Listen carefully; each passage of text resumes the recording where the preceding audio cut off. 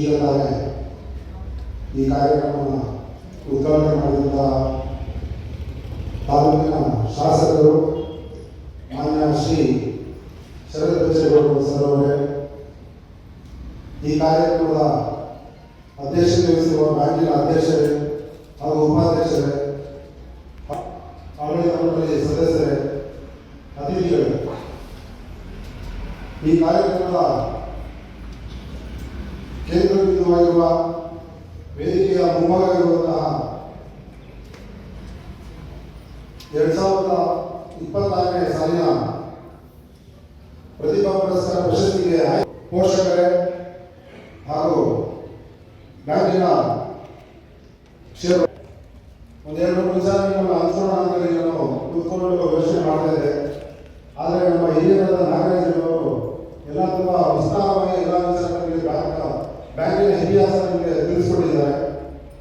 ಆದರೂ ಕೂಡ ನಾನು ನಮ್ಮಲ್ಲಿ ಹಂಚ್ಕೊಳ್ಳೋದೇನೆಂದರೆ, ಈಗ ತಾನೇ ಮಾನ್ಯ ಶಾಸಕರು ಕೂಡ ಹೇಳಿದರು, ಈ ಪ್ರಪಂಚದಲ್ಲಿ ನಾವು ಏನಾದರೂ ಒಂದು ಯಾವ ವಸ್ತು ಬೇಕಾದರೂ ಕೊಂಡ್ಕೋಬೋದು, ದುಡ್ಡಿದ್ರೆ ಏನು ಬೇಕಾದ್ರೂ ಮಾಡೋದು. ಆದರೆ ನಾವು ಕೊಂಡ್ಕೊಂಡೇ ಒಂದೇ ಒಂದು ವಸ್ತಿದೆ, ಅದು ವಿದ್ಯೆ.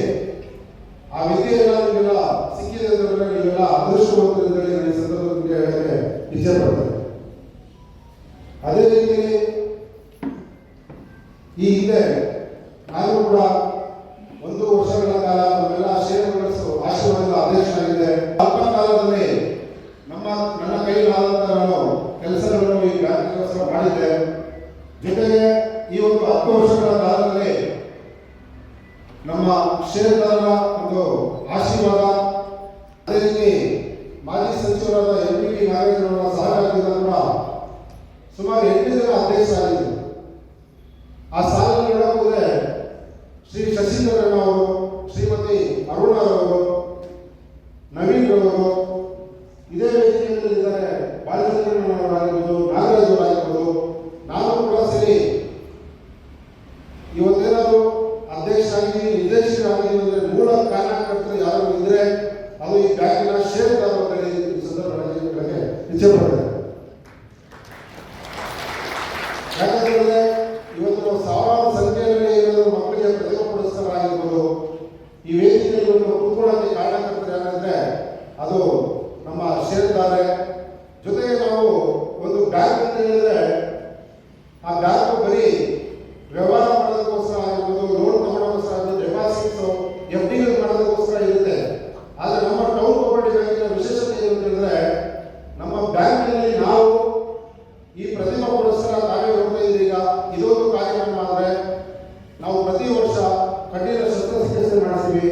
ಸುಮಾರು 40 ರಿಂದ 50 ಲಕ್ಷ ವೆಚ್ಚದಲ್ಲಿ ನಮ್ಮ ಕ್ಷೇತ್ರದ ಬಂಧುಗಳಿಗೆ ನಾವು ಒಂದು ಕಾರ್ಯಕ್ರಮ ಮಾಡ್ತೇವೆ. ಅದರ ಜೊತೆಗೆ ಈ ಕೋವಿಡ್ ಸಂದರ್ಭದಲ್ಲಿ ಯಾರು ಕೂಡ ಆಚೆ ಬಂದಿರುವ ಸಂದರ್ಭದಲ್ಲೂ ಕೂಡ ನಮ್ಮ ಬ್ಯಾಂಕು ಆಗಿನ ಮುಖ್ಯಮಂತ್ರಿಗಳಾದ ಯಡಿಯೂರಪ್ಪ ಅವರು ನಿಧಿಗೆ 5 ಲಕ್ಷ ಕೂಡ ನಮ್ಮ ಬ್ಯಾಂಕಿಗೆ ನಾವು ಕೊಟ್ಟಿದ್ದೇವೆ. ಅದರ ಜೊತೆಗೆ ಸರ್ಕಾರಿ ಆಸ್ಪತ್ರೆ, ಗೌರ್ಮೆಂಟ್ ಹಾಸ್ಪಿಟಲ್ ಕೂಡ ನಾವು ಮಹಿಳಾ ಮಕ್ಕಳ ಕೊಠಡಿಗೆ ಒಂದು 4 ಲಕ್ಷ ವೆಚ್ಚದಲ್ಲಿ ಇರುವ ಒಂದು ಸ್ಕ್ಯಾನಿಂಗ್ ಮಿಷನ್ ಕೂಡ ಕೊಟ್ಟಿದ್ದೇವೆ. ಇದೆಲ್ಲ ಯಾವ ನಿಮ್ಮಲ್ಲಿ ಹಂಚ್ಕೊಳ್ತಾ ಇದ್ದೀನಿ ಅಂತಂದ್ರೆ, ಇವತ್ತು ನ್ಯಾಷನಲ್ ಬ್ಯಾಂಕ್ ಆಗಿರ್ಬೋದು, ಸ್ಟೇಟ್ ವೈಸ್ ಬ್ಯಾಂಕ್ ಆಗಿರ್ಬೋದು, ಪ್ರೈವೇಟ್ ಬ್ಯಾಂಕ್ ಆಗಿರ್ಬೋದು, ಎಲ್ಲರೂ ಅವರವರ ಒಂದು ಲಾಭಕ್ಕೋಸ್ಕರ ಕೆಲಸ ಮಾಡ್ತವೆ. ಆದರೆ ನಮ್ಮ ಟೌನ್ ಕೋಆಪರೇಟಿವ್ ಬ್ಯಾಂಕ್ 113 ವರ್ಷಗಳ ಇತಿಹಾಸದ ಒಂದು ಬ್ಯಾಂಕ್ ಇವತ್ತು ನಮ್ಮ ಒಂದು ಷೇರುದಾರರ ಆಶೀರ್ವಾದದಿಂದ ನಾವು ಇಷ್ಟೆಲ್ಲ ಯೋಜನೆಗಳು ಮಾಡ್ತಾ ಇದ್ದೀವಿ. ಆದ್ರಿಂದ ನಮ್ಮ ಷೇರುದಾರರಿಗೆಲ್ಲ ನಾವೆಲ್ಲ ಜೋರ ಚಪ್ಪಾಳೆ ಕಟ್ಟಿ ಅವೆಲ್ಲ ಒಂದು ಧನ್ಯವಾದಗಳು. ಅದೇ ರೀತಿ ನಾನು ಈ ಸಂದರ್ಭದಲ್ಲಿ ವೇದಿಕೆ ಮೇಲೆ ಇರುವ ನಮ್ಮ ತಾಲೂಕಿನ ಶಾಸಕರಿಗೆ ಕೂಡ ಒಂದು ಮನವಿ ಮಾಡಕ್ಕೆ ಇಚ್ಛೆ ಪಡ್ತೇನೆ. ಈಗಾಗಲೇ ನಮ್ಮ ನಾವೆಲ್ಲ ಹೇಳಿದ್ರು, ನಮ್ಮ ಬ್ಯಾಂಕು 6 ಶಾಖೆಗಳನ್ನು ಈಗಿದೆ. 6 ಶಾಖೆಗಳಲ್ಲಿ ಒಂದು ನಮ್ಮ KR ರೋಡ್ ಆಗಿರ್ಬೋದು, ಮಾರ್ಕೆಟ್ ರೋಡ್ ಆಗಿರ್ಬೋದು, MB ಬಡಾವಣೆ ಆಗಿರ್ಬೋದು. ನಮ್ಮ ಜಿಲ್ಲೆ ದಾಟಿ ಚಿಕ್ಕಬಳ್ಳಾಪುರ ಜಿಲ್ಲೆ ಚಿಂತಾಮಣಿಯಲ್ಲಿ ಕೂಡ ಒಂದು ಶಾಖೆ ಇದೆ. ಕೋಲಾರ ಜಿಲ್ಲೆಯಾದ ಮಾಲೂರು ಟೌನಲ್ಲಿ ಕೂಡ ಒಂದು ಶಾಖೆ ಇದೆ. ಅದೇ ರೀತಿ ಬೆಂಗಳೂರು ನಗರ ಸೀಗಲ್ಲಿಯಲ್ಲಿ ಕೂಡ ಒಂದು ಶಾಖೆ ಇದೆ.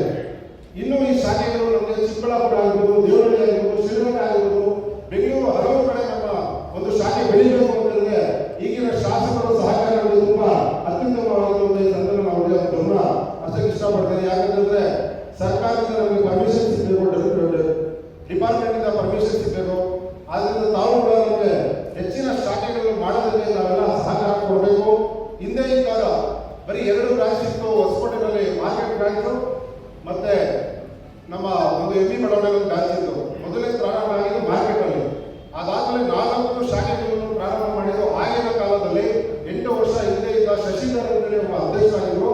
ಶಶಿಧರ್ ಅವರು ಅವರ ಒಂದು ಸಹಕಾರದಿಂದ ಹಾಗೂ ಆಗಿದ್ದಂತಹ ಹೊಸಕೋಟೆ ತಾಲೂಕಿನ ಶಾಸಕರಾದ FPP ನಾಗೇಂದ್ರವರ ಸಹಕಾರದಿಂದ ಆ ಒಂದು 3 ಶಾಖೆಗಳು ಆಯಿತು. ಅದೇ ರೀತಿ ಇನ್ನೂ ನಮ್ಮಲ್ಲಿ 16 ಶಾಖೆಗಳು ಆಗಬೇಕು. ಅದಕ್ಕೆಲ್ಲರೂ ಆಡಳಿತ ಮಂಡಳಿ ಸದಸ್ಯರು ನಾವು ಎಲ್ಲರೂ ಸಹಕಾರ ಕೊಡ್ತೇವೆ. ಅದೇ ರೀತಿ ನಮ್ಮ ಷೇರುದಾರರ ಒಂದು ಸಹಕಾರ ಬೇಕು ಅಂತ ಹೇಳಿ ಸಂದರ್ಭದಲ್ಲಿ ಹೇಳ್ತಾ, ಮತ್ತೊಂದು ಸರಿ ಈ ಒಂದು ಪ್ರತಿಭಾ ಪುರಸ್ಕಾರ ಪ್ರಶಸ್ತಿಗೆ ಆಯ್ಕೆಯಾಗಿರುವ ವಿದ್ಯಾರ್ಥಿನಿಯರಿಗೆ ಹಾಗೂ ಅವರ ಪೋಷಕರಿಗೆ ಅಭಿನಂದನೆಗಳು ಸಲ್ಲಿಸ್ತಾ ಈ ಸಂದರ್ಭದಲ್ಲಿ ಮಾತನಾಡಲು ಅವಕಾಶ ಮಾಡೋಣ. ತಮ್ಮೆಲ್ಲರೂ ಒಂದೇ